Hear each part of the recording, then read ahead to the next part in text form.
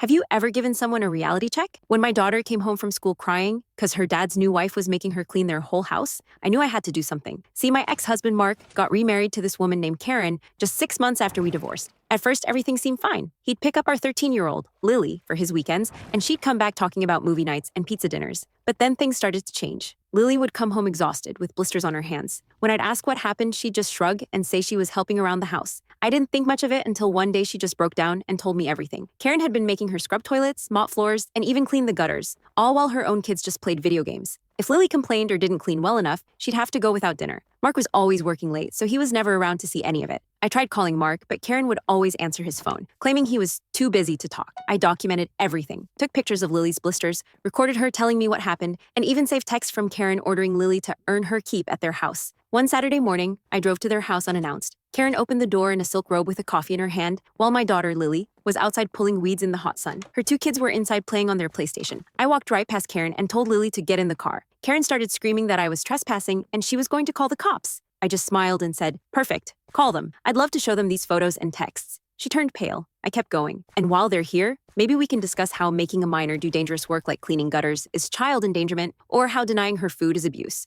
That's when Mark finally got home. He looked confused seeing me there, so I showed him everything. The pictures, the texts, Lily's blistered hands. His face just dropped when he saw Karen's messages calling our daughter lazy and worthless. Karen tried to play the victim, saying Lily was lying and I was just trying to ruin their marriage. But then her own daughter spoke up from the doorway. "Mom, why are you lying? You make Lily clean everything while we just watch TV." Mark just lost it. He started shouting about how Karen had told him Lily wanted to help around the house, how she'd said Lily was bonding with her through housework. He had no idea about the missed meals or the dangerous chores. I took Lily home that day, and Mark followed us.